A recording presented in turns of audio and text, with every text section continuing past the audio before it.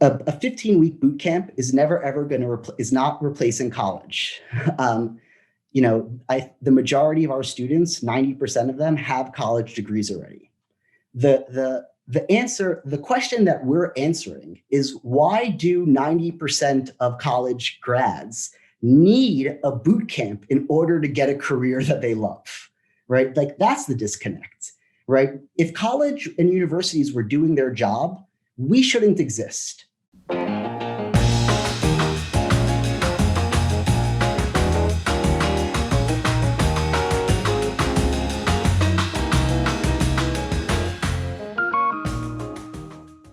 Hello and welcome to Nelda Live. I have been interested in education for many, many years. Educational philosophy, how education evolves, alternative forms of education, lifelong learning, and the like. So today we are just have a real educational innovator with us. So this is Avi Flombaum. Now, almost a decade ago, he created the Flatiron School, one of the first coding boot camps, a different model for teaching computer programming skills with the goal of placing people in technical jobs. So, Avi, welcome to Nelda Live. Thank you. It's a pleasure being here. It is so good to have you. It is innovative education has always been fascinating to me. So let's talk about the Flatiron School and basically the fact that it's a boot camp sort of for coding. Now, what does that mean? A boot camp, that terminology came from Dev Boot Camp, which was the first coding boot camp. And I was close with Sharif Bisray, the founder of Dev Boot Camp. And then I started Flatiron School. And the boot camp, kind of nomenclature really just came from the intensity of the program, that you were learning one thing all day, every day, until you got it and we could get you a job. Okay, so how many weeks do you pack that into? So Flatiron is now 15 weeks long, and it's Wow. 9 to 6 every 5 days a week, with plenty of homework on the weekends. The students work really hard. So, what led you to create this? What were you trying to achieve by doing this? It was like 2011, and I was between jobs, and I just started teaching people how to code, kind of for fun, and mentoring them and getting them jobs. And apparently, that was like a huge deal. Like, Wow. you mentioned like innovative education, but the truth is, there's no magic formula. I teach people and then I get them a job, which is apparently like innovative given how screwed up our education system is. It just snowballed. And then, it dawned on me that there are basically two ways to become a programmer.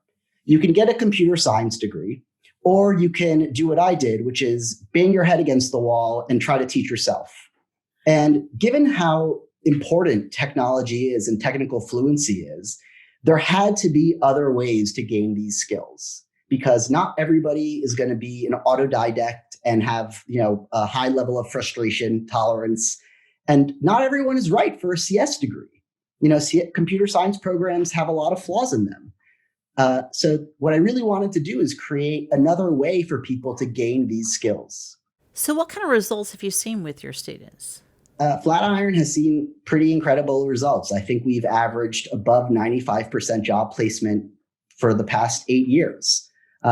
Flatiron School also releases these independently audited job reports. So we have an accounting firm basically call all of our alumni and confirm that they have jobs. And then we break down the demographics and the state and the salaries and the kind of employment, because we wanted to add a level of transparency to this kind of education. 95%. That's pretty crazy. Yeah, it's looking back at the last 8 years, I mean, it's over 5,000 people. So it's a pretty profound thing to have been able to do. And never really expected to be in education. I dropped out of college. I was a terrible student. But I love learning and I'm curious, and I have a passion for technology and I love sharing it. And you put those together and it kind of worked. So, tell me about that, about the mentoring part of this. Yeah. At first when I was doing it, it was kind of on a one-to-one basis, but I would teach these classes and there would always be like 3 or 4 people in the class that were like, banking their life on it, like trying to like change careers. And I would take on contract work and I would subcontract it to them. And I would mentor them through the project on nights and weekends. And then I would deliver the work to the clients and would tell the client, meet Adam and Lee. These are the two people who built it. Do you want to hire them? And it just worked. Wow. So you actually gave your work. Oh, that's amazing. I love that, because mentorship and reinventing yourself, I think is something that's a lost art, Yeah. Yeah. I mean, I think that apprenticeship models and mentorship models are so important. I mean, they are the future of education. And that doesn't mean that there's no room for liberal arts. Those aren't mutually exclusive. But I know that when you're learning, you have to be applying it to the real world. Otherwise, it's going to be too abstract. And I don't know how, there's some interesting co-op models like Northeastern University that I think is really great. But, a school, especially a secondary school or college or university that isn't putting their students into some sort of real life work experience, I think is, robbing them of a really important aspect of their education. So let's compare that. What does it look like to have, let's say, comparing the boot camp to the traditional university computer science? What's different between the two? So the first thing I'll say is that at a 15-week boot camp is never ever going to is not replacing college. The majority of our students, 90% of them, have college degrees already. The question that we're answering is, why do 90% of college grads need a boot camp in order to get a career that they love, right? Like, that's the disconnect, right? If college and universities were doing their job, we shouldn't exist. Like, what is the point of a technical finishing school that gets you ready for an amazing career if you got that at universities? So what I think that really boils down to is, every computer science program is different. Harvard is great. Stanford is great. I have no idea what the University of Wisconsin, where I went for college for a year and a half, I have no idea what their computer science program is. The ones that I think succeed are the ones that really are teaching applied skills, right? Where the computer science program is not designed to have you go into academia, but is designed to have you go into industry. Computer science is a hard word, right? Because it covers this massive spectrum of ideas. And there is absolutely a need for the computer science that is abstract and theoretical, that is inventing machine learning algorithms. There is a need for that. And that is, but what about the other 80% of the field that is really about building apps for people? And I think that that's where computer science programs struggle, is balancing that idea of, the theoretical and the very much applied and practical. What we really focused on was the practical. Not to say that we didn't teach theory and we didn't teach abstract concepts. We just taught them in the context of very literal things. So what would would they be missing out on anything other than, from not going to traditional higher education in your mind? I think that they're probably, again, it's hard to know because every computer science program is different in their concentrations, but I'm sure that they're missing out on really low level concepts, like how to build an operating system, right? I don't know how to build an operating system, how to build a compiler, how to create a new programming language. Those are important concepts if you, A, want to go into academia, or B, want to build an operating system. But that's just not practical today. It's way more practical to learn how to build an iPhone app than it is to learn how to build an operating system. So it's just a question of what do you want to teach first? I think that every programmer should also learn how to build an operating system. But before they do that, they should probably learn to build something that's going to get them paid. What's interesting, Avi, is I'm listening to you talk and I'm thinking the thing that Avi is not talking about is missing out on homecoming. So the funny thing is that so often I wonder how many times our culture focuses on the social aspects of something versus the practical that you're talking about. Do you hear any of that in what you've done with Oh, Flatiron? I mean, Flatiron is a tremendously social program. I always say that the students are going to learn more from each other than they're going to learn from me. And in fact, that's another place where I think we're different than traditional universities is you're always working with someone at Flatiron School. It's all group work for two reasons. One, because there is no programmer team composed of one person. You're going to go work at a company and you're going to have to learn how to work with other programmers. And two, it's just more fun. Like the worst part of college was that like I'm in the library at midnight cramming for a test all by myself, right? Right. There's a word for working with someone else in college, and it's called cheating, right? The social aspects of college really revolve around like partying and like homecoming games, right? The social aspects of college should really evolve around learning. And that's again, like, I remember going to study groups. Like that was fun. Me, like, leaving a lecture and seeing some people leaving and being like, hey, did you guys get that? I'm so confused. Oh, you too? We got to meet in the library and go over it. Like, that's great. At Flatiron, we just want to do that all the time. And we actually want to remove that incidental social behavior around like partying and drinking. And I think that a lot of the problems in college really stem from that, and sure, you're 18, you want to leave the house, that's great. But like we've institutionalized a culture of like parties, and looking around now with COVID, like the problem with colleges and universities and COVID is that like it turns out that it's so ingrained in the idea of college that the students won't go to campus and not party. It's interesting because we've been talking about FOMO, the fear of missing out, and JOMO, which is Austin Kleon's phrase for the joy of missing out. And so the idea is that you really actually get more when you miss out on some things, right? That you actually Yeah. grow and you get more from that. Yeah. And so I wonder about that with our society. Oftentimes that we have a few things that we do. We put students with only kids their age, which is not the work environment Yeah. that they're going to, Absolutely. right? So it's a false environment. And then we have all this emphasis on the social aspects. Not that the social things there's nothing wrong with social things.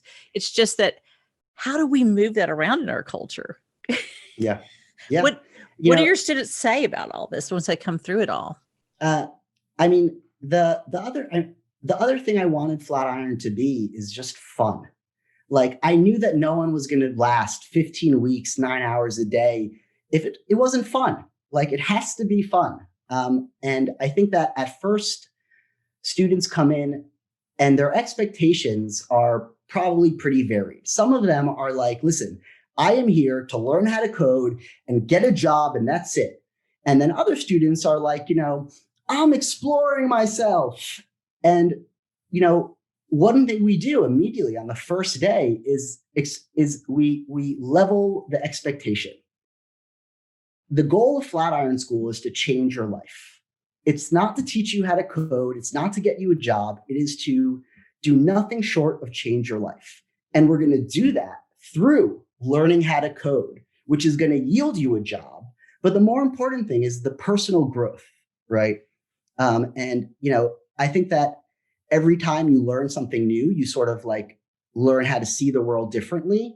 And again, it's rare in life that you get to focus on one thing all day, every day, right? Education is boiled down to classes. I go to my art history class, and then I go to my World War II class, and then I go to my film class, right? The pleasure of like, okay, I'm just going to learn how to code. That's it. I don't have to make any choices about like what class do I sign up for. And it's through that focus that we really get to start working on the students on how they learn, on how they engage with their classmates. You brought up the age thing. Another thing I notice about like work is that you don't get to choose who you work with. So as much as you want to work with your friends and learn with your friends, and that's your social group, right? How about you learn how to accept everybody and respect everybody and learn from everybody? Because you're going to go to a job and guess what? You don't need to like the person sitting next to you, but you need to respect them and you need to be able to collaborate with them. So how do you learn how to do that? And you learn it through practice, like anything else. If you don't practice working with a diverse set of people, you're not going to be good at it.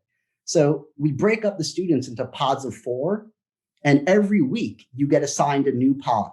So that even because what happens is on Monday, it's kind of like, oh, these are 4 new people. Oh my God. And then by Friday, you're like, I have 3 new best friends. But once you're comfortable in that, we want to actually put you back into that discomfort zone of like, oh no, where did my 3 best friends go? 3 new people. I think a lot of actually what we try to do is at Flatiron is expose you to things that make you uncomfortable and then have you learn how to be okay with that. Like, one thing I think makes everyone feel uncomfortable is feeling stupid, right? No one wants to feel stupid. By definition, in order to learn something new, you first have to be stupid. Agreed. Right? Yeah. Because, so there's always this process where I tell a student, we have a lecture and I introduce a concept like object orientation. And the students are like, what? I didn't even know that was a thing in the world. And then they start panicking and they're like, wait, I need to know that. And I don't understand it. Why don't I understand it? That person over there understands it. Am I just stupid? No, you literally just heard it. And it might take a second to learn it. But if we allow ourselves to basically run away from every single concept that makes us insecure, we're not going to grow, right? You should be okay not knowing things. In fact, it's the first step in knowing the thing. Yeah. Give it a name, identify it, and then let's start breaking it down and playing with it. And I think that, we really drill it into students that they're not stupid. This is the nature of learning. In fact, if you're sitting in a class and you know what's going on, you are by definition not learning. You might be reinforcing something, but you're not learning anything new. And I think that making them brave about when there's a new concept or something they don't understand, I want them to be like, huh, that's interesting, as opposed to running away from it. And again, socially too, if there's a person that at first you're like, oh my God, that's making me uncomfortable, don't run away from them, embrace them, right?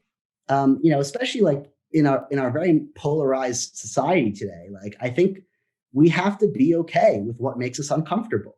You don't have to agree with someone, but again, you have to respect them and you have to be able to communicate with them. Yeah, civility is a thing.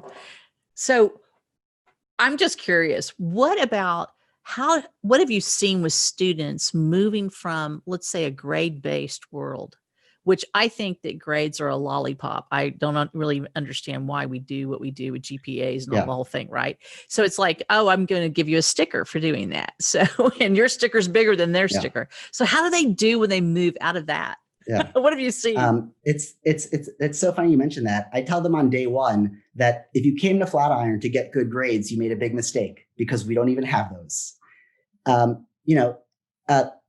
The educational research is a very difficult field, right? Any educational study is very hard to replicate, right?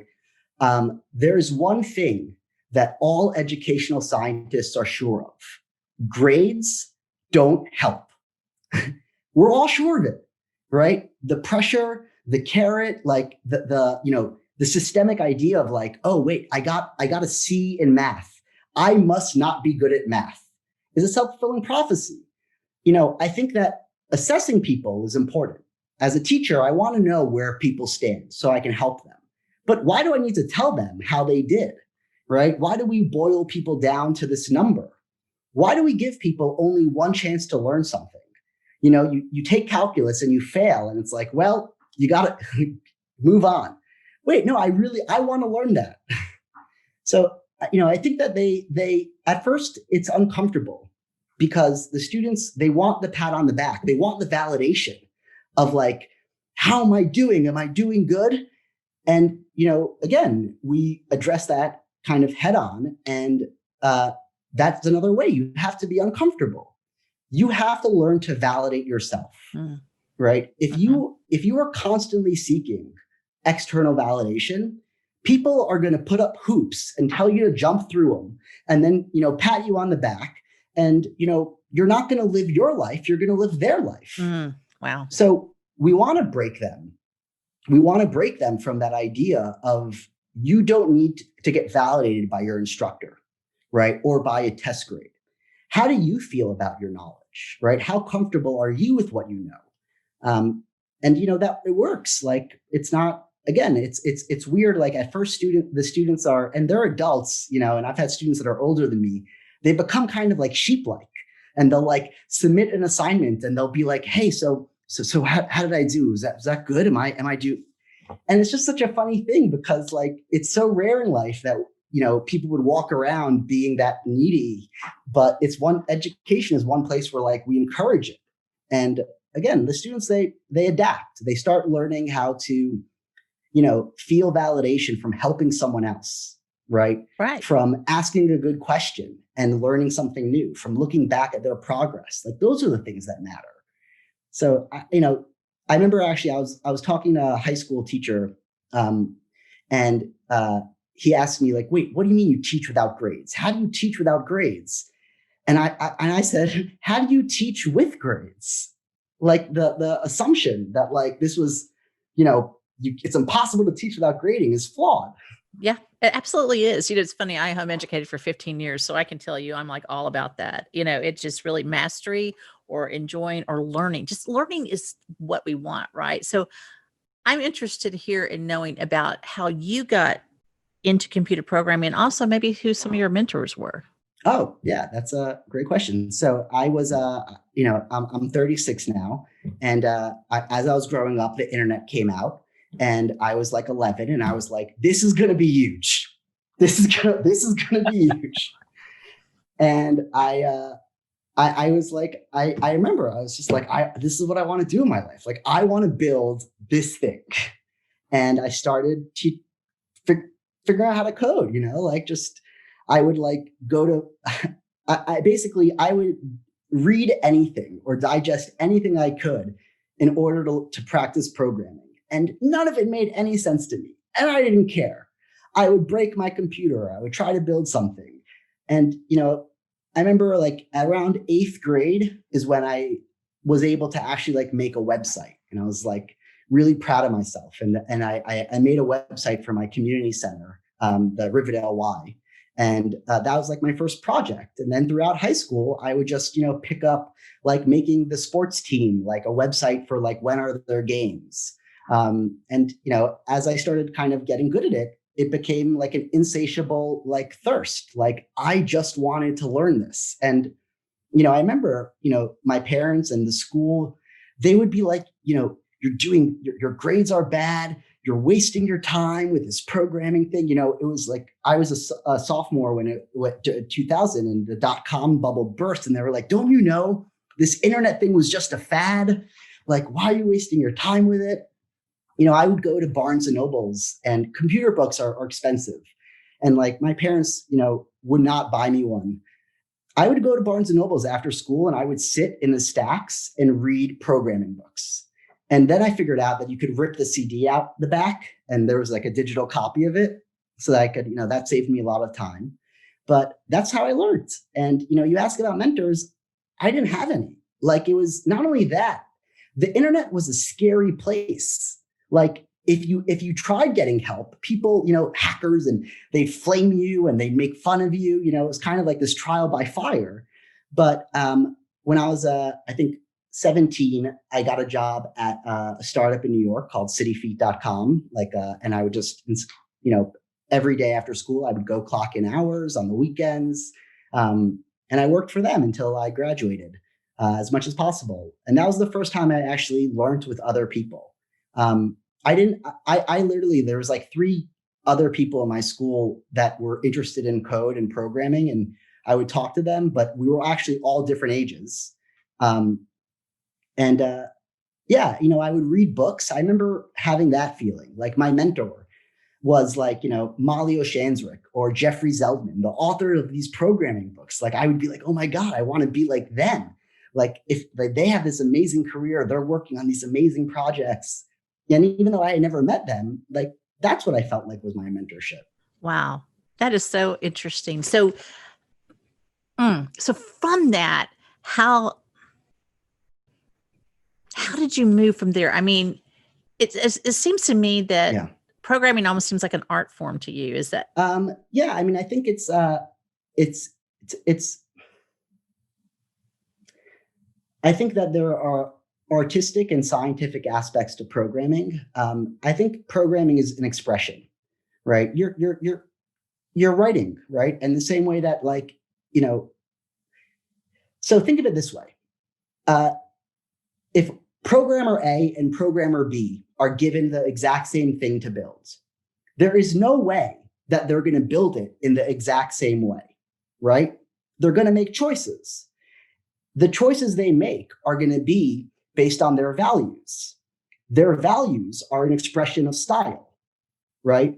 It is impossible to write code without a sense of authorship.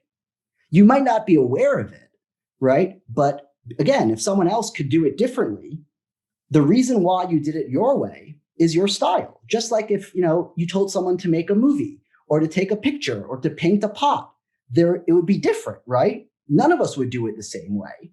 And in those differences are our individuality, right? So that's kind of the artistic aspect of it, right? Is that you have to make choices and you have to express something. And you might not be aware of it, but it's all about values, right? Like I value my code being really fast. I value my code being really clear, being really smart and clever. And like you can see it. And, I think I've read more code than most people. And I can identify students. I can read code. I'm like, oh, you know what? That's Barbara. Yeah, I know that crazy pattern. So I think that's the artistic part of it. It's in the style of the code. Avi, that fascinates me. Go ahead. So, I when I was in college, I started working for a hedge fund, and eventually I dropped out to work for them. And I was a bad programmer. Like I was, I like kind of duct taped my knowledge together. And it was when I was working for this hedge fund and I was, working 7 days a week, like 12 hours a day. Like I was like 20, just drinking Red Bull, and that's when I really fell in love with this professionally. And it wasn't just like a hobby anymore. And that's when I was like, you know what? I want to get good at this. Like, I want to get great at this. Like, I want to have a prolific career in code. Like, this is real. It's not just a fantasy anymore. It's not something I'm hiding from my parents or my teachers. It's not something I'm doing to like, make a couple of extra bucks to buy something. And that's when I really like started thinking a lot about my code and like being a professional and what that meant. And again, like it was, I think it's easy. You could learn everything I learned in a faster amount of time if you didn't get as lost as me. Like, since I had no one to like guide me and create and show me this path, I was kind of jumping all over the place and piecing it together. And again, that's what I wanted Flatiron to be. I wanted it to be the easiest path possible, but ultimately the student, you have to walk it. I'm just making sure that there's no hurdles. So thinking about the job market that people are going into, your view is that jobs are going to change a lot faster in the future. And there's so many different skills that are needed. So as you look forward, education's still evolving. What do you see? I think that the level of technical fluency that is going to be required for jobs is not appreciated.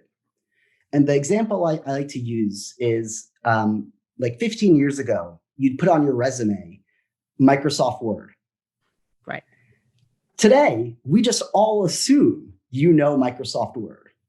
10 years ago, if you knew how to use Excel and like you were the Excel wizard in your office, I don't care what job you did. Everybody would come up to you and be like, hey, can you make that pivot table for me? Can you help me like model this data?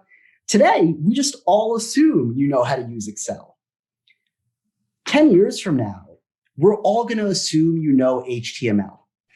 We're all going to assume you know how like email marketing works, right? How basic networking works, right? How like APIs work. And again, that's what I mean. Like, it's not necessarily like programming. It's technical fluency, right? It's having a sense of these tools being the way you express yourself.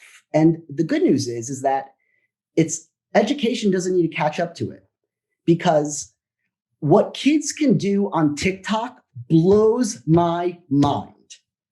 I could not make those videos if I tried.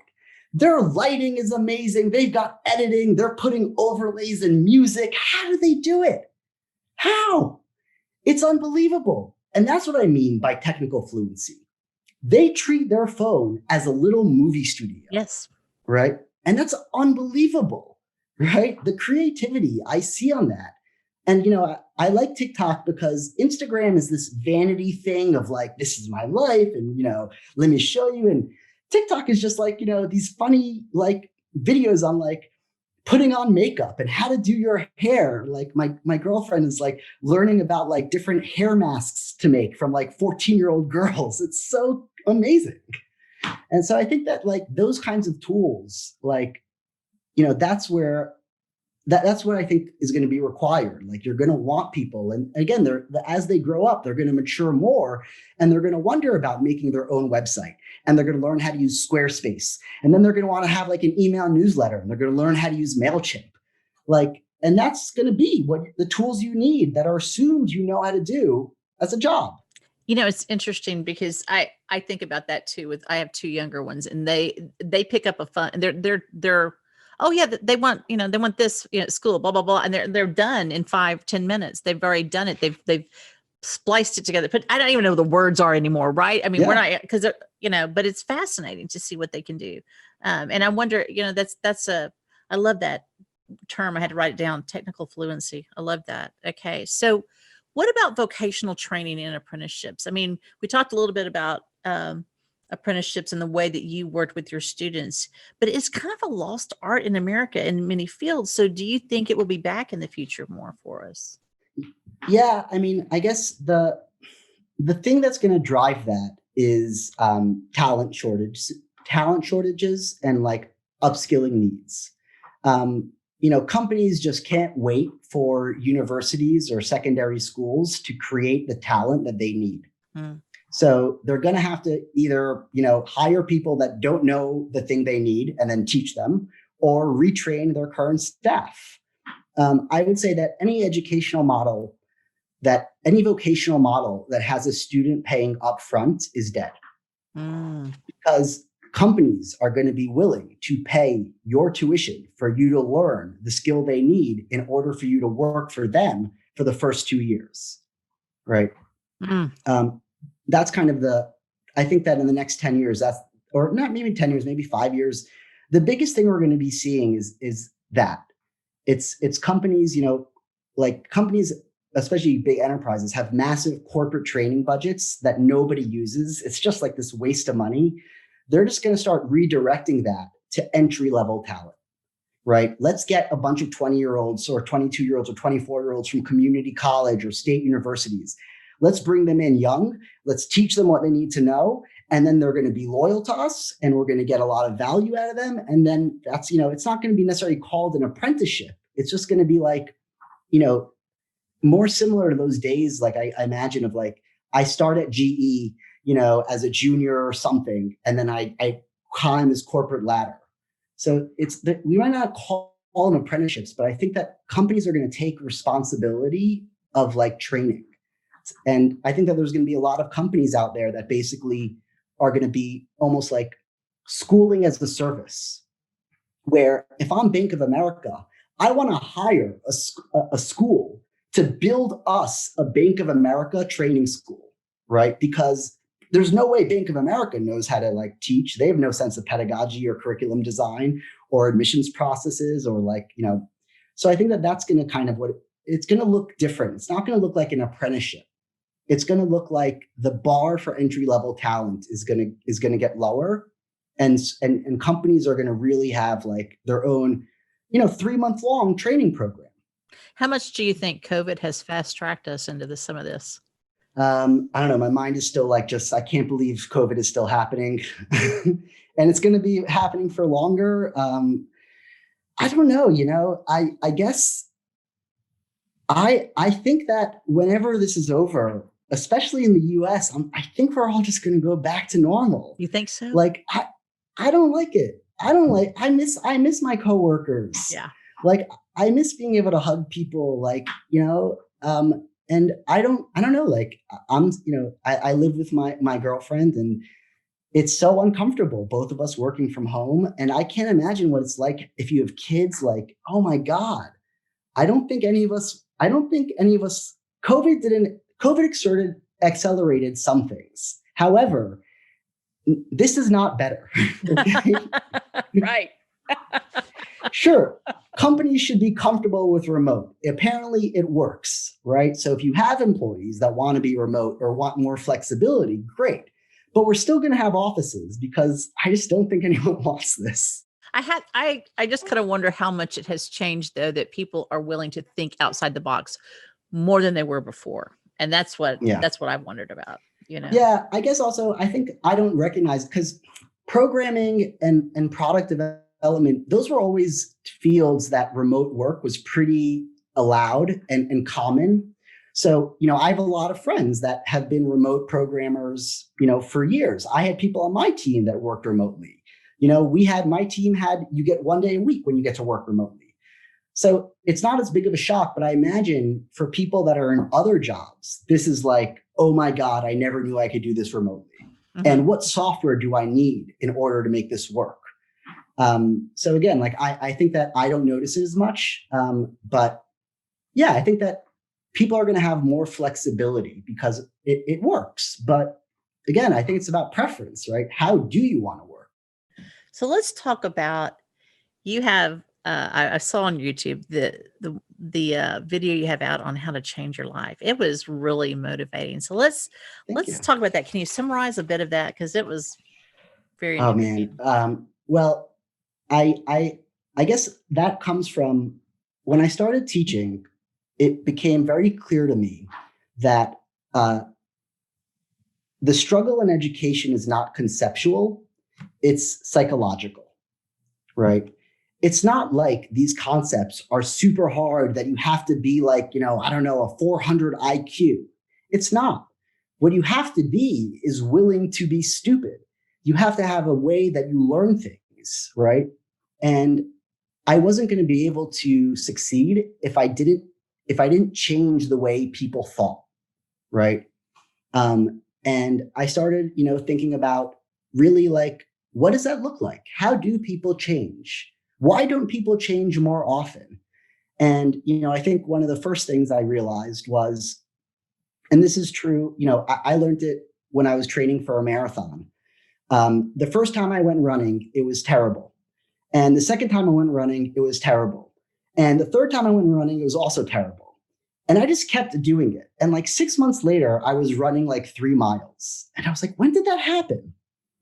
The hard thing about change is that it happens slowly and it's almost imperceivable at first. So, I've put on some weight during COVID, and I'm trying now to lose weight. And the hard thing is I start, a diet, and it works for like, 2 days maybe, but then I don't see myself getting, losing weight, and I get demotivated. I'm like, screw it. Right. And I think that's, anytime anyone wants to make a change in their life, that's the first challenge is that you start putting all this effort into changing and there's almost no reward. Right. And you have to blindly believe that if I keep on doing this, it'll catch up. Right. But there's nothing in front of you. There's no like stimulus that's telling you it's working, because it's happening slowly and it's almost imperceivable at first. Mm-hmm. So I think that, whatever it is the person wants to change, they have to really like accept that and try to hack it. Like try to figure out ways, like maybe it's not about how many pounds you lost, but maybe it's just about how many salads you ate. And those are, what's going up. But it's hard. Like changing is super hard.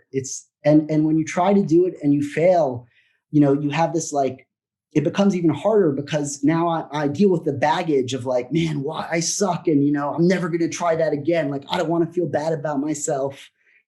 And, it becomes even harder to start again. So I think that that's kind of the first thing. The second thing is it's just being clear with yourself of what you actually want and like working backwards, right? Like if I wanted to run 26 miles, I first need to be able to run 25, right? And 24, right? And I really try to think about like, where do I want to be? Imagine that, and then start working backwards. Because I think a lot of people are just, they know they want something else, but they can't articulate it. It's a kind of this frustration, this angst. So kind of giving people exercises for like understanding what that is, and also just explore, get it wrong. It's no big deal. Yeah, I mean, I that was like, I think one of the most shocking things at Flatiron, or unexpected, was how much coaching and motivation and psychology was going to play into our students succeeding. I just didn't expect it. We are interesting creatures and we are resistant to change. I think that, is good for us. So I have a couple of audience questions, if I may. Oh, great. So I like this one. As parents, we're all hearing about the benefits of kids learning to code. How important is this, and how do you think it's going with kids? Yeah, I think kids should learn how to code. I don't know how they should do that. It's hard to do it kind of after school on your own.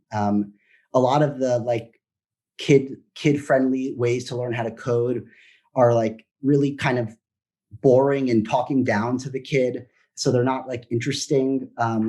It's hard. Like I don't know the answer to that question, but I can say that what I wish we did was not think about learning how to code, but thinking about how we teach math, right?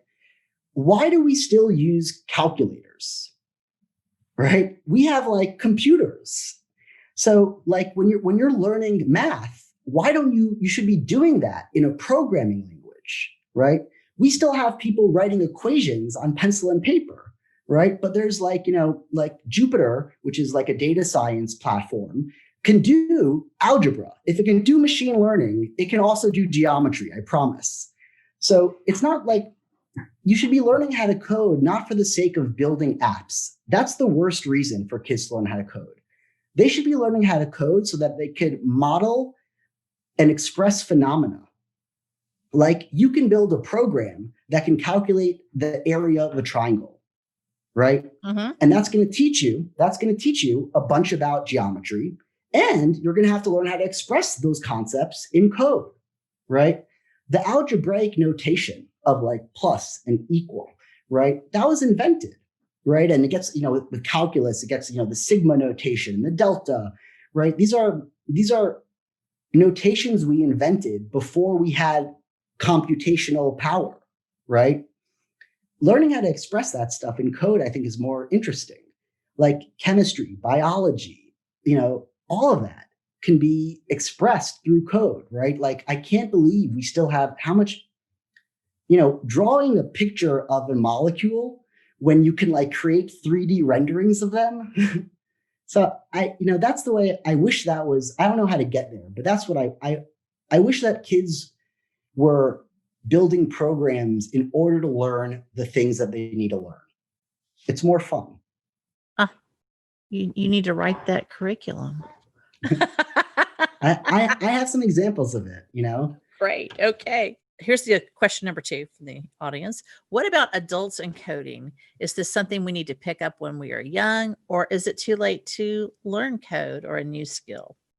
It's definitely not. It's not too late. I mean, we've had students, of all ages. I think that it's about why you want to do it, and it's okay to just want to understand it a little bit, right? To not necessarily do it as a career, but to like, I want to know what my programmers are talking about, right? Or I just want to understand, like, I wish people understood like how the internet works, so they would understand privacy and password security, right?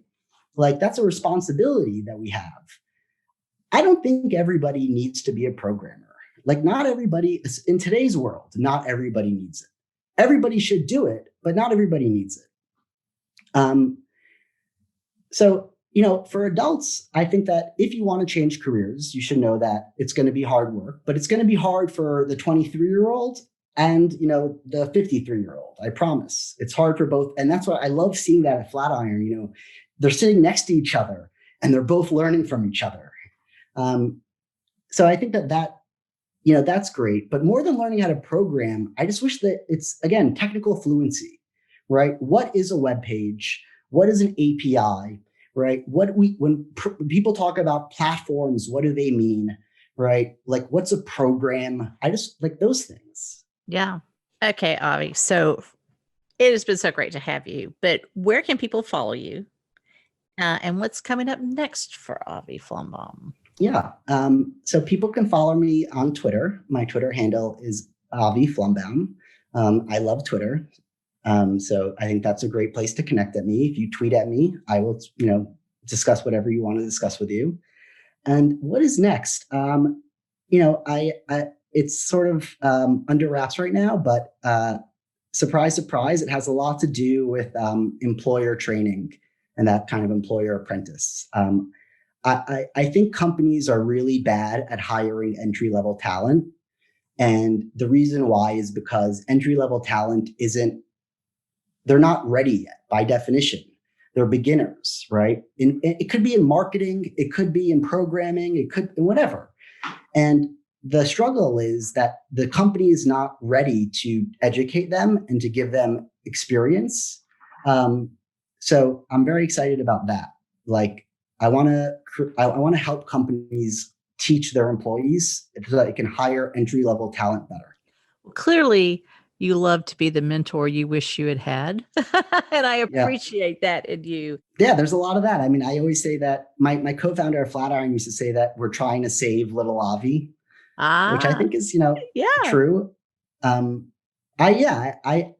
wish Flatiron existed when I was growing up. I don't think I would have been able to do it. Like, I was too much of a loner, but it would have been nice to know. Thank you for being the innovator in education. I love to see that, and lifelong learning. It's just such an important thing. So, so Avi Flombaum, thank you so much for being here. My pleasure. It's really great talking to you.